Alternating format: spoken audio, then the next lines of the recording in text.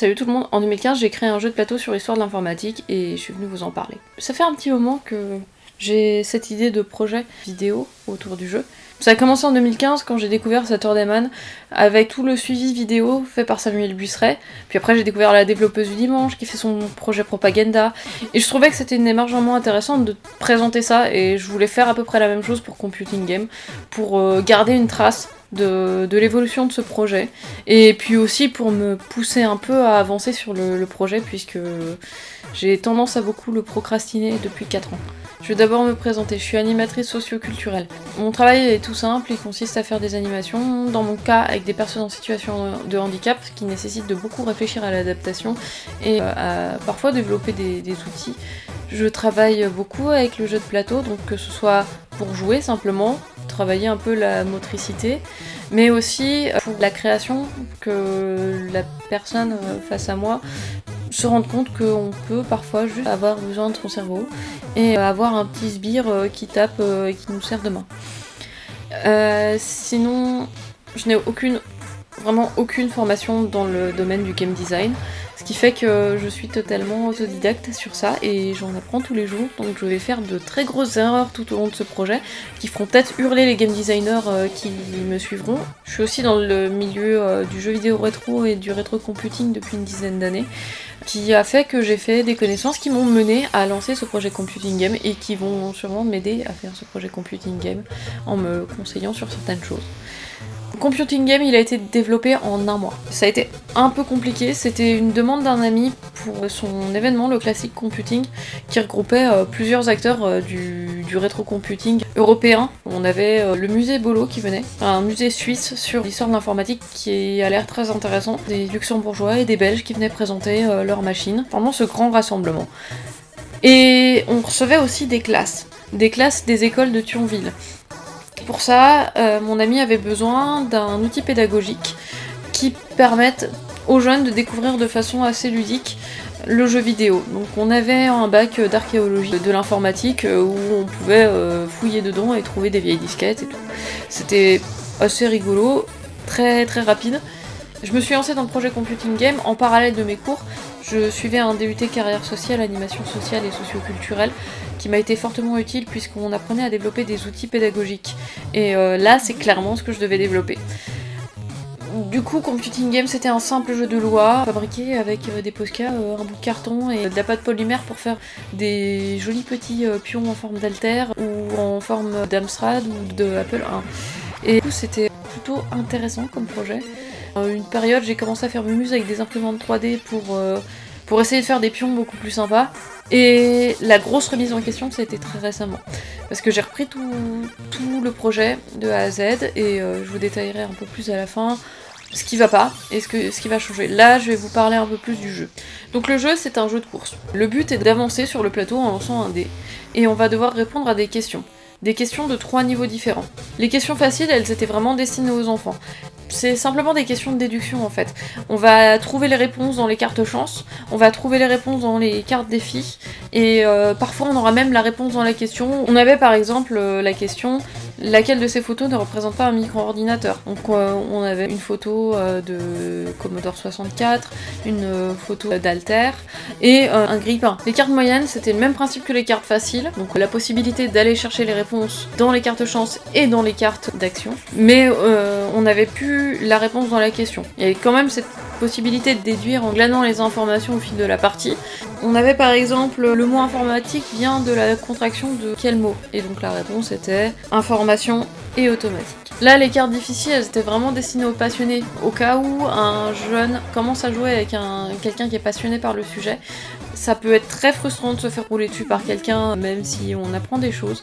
C'était vraiment pour essayer d'équilibrer un peu les choses. Une personne pouvait prendre le niveau facile comme pouvait prendre le niveau complètement difficile. Là, dans les questions difficiles, on avait vraiment plus aucune déduction, plus rien. Il fallait connaître son sujet. On avait des questions très pointues du genre « Qu'est-ce qu'un die ?» où on devait précisément dire que c'était un ordinateur belge page spécialisée pour le graphisme. Les cartes actions ou cartes défis, elles étaient beaucoup plus simples, c'était des simples énoncés qui lançaient un mini-jeu.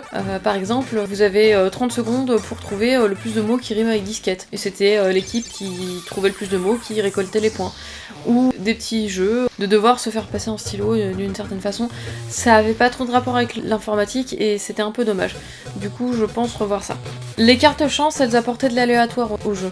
Elles permettaient de gagner des points d'innovation, qui sont les points de victoire dans ce jeu, ou d'en perdre. Mais aussi elles apportaient des informations qui permettaient de répondre à des questions et donc de gagner des points de victoire. On avait par exemple en 1956, IBM sort le disque dur Ramac 305. Du coup on mémorise qu'en 1956, le Ramac 305 est sorti. Là, je reviendrai pour lancer sur ces questions où les réponses sont très précises. On avait aussi dans les cartes chance des cartes un peu plus rigolotes qui faisaient gagner des points et qui faisaient référence à des événements qui se sont passés sur des vols de technologie au sein de diverses entreprises et de l'espionnage industriel et tout.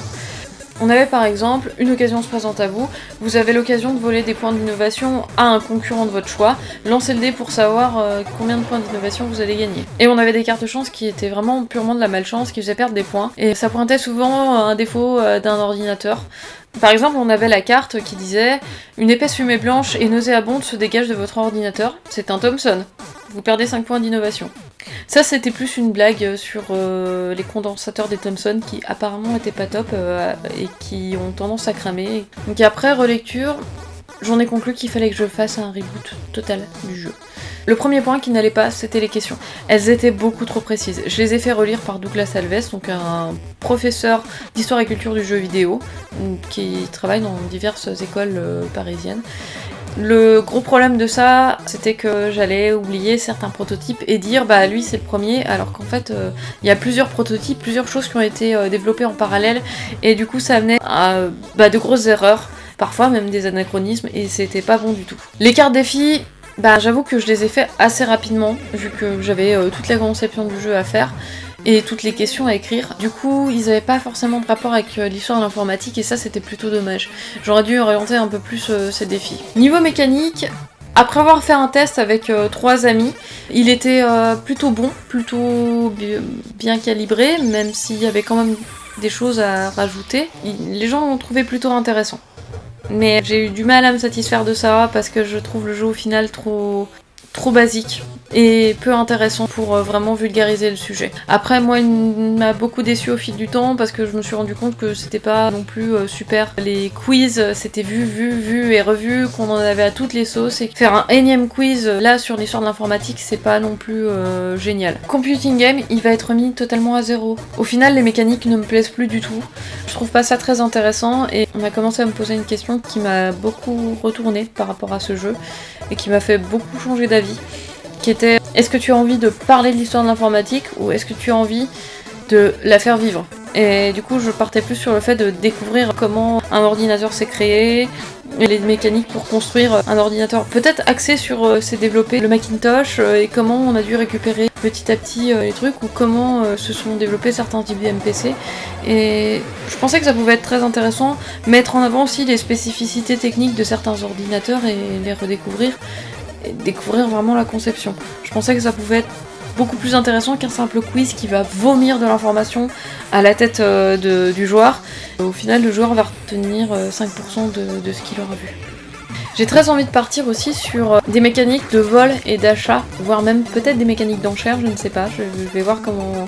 C'est pas ma mécanique préférée, j'ai beaucoup de mal avec les enchères, mais je pense que ça peut être intéressant, mais surtout le vol et l'achat d'outils. J'ai aussi envie de travailler avec une mécanique de placement d'ouvriers, ça m'intéresse vraiment, parce que comme ça je pourrais mettre en avant le principe de recherche et développement, le fait de coder un programme en basique dans divers langages de programmation, ou de mettre en avant des composants importants d'un ordinateur, comme qui a lancé le micro-ordinateur, le transistor. J'aimerais vraiment partir aussi sur une mécanique qui peut être très rigolote, où on part d'un ordinateur à construire, mais cet ordinateur il a son histoire, et ce sera un ordinateur emblématique de l'époque, ou un ordinateur qui a vraiment une histoire particulière.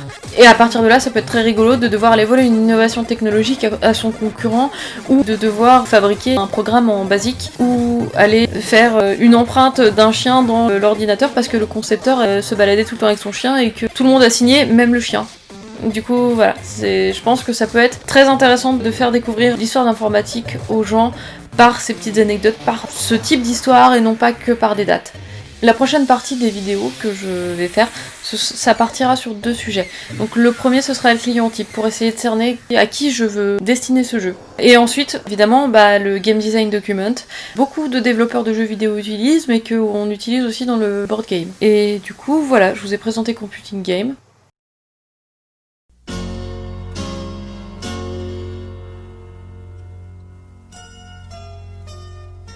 Désolée pour le cut un peu barbare, donc actuellement je travaille sur le client type, histoire de mieux orienter mon public.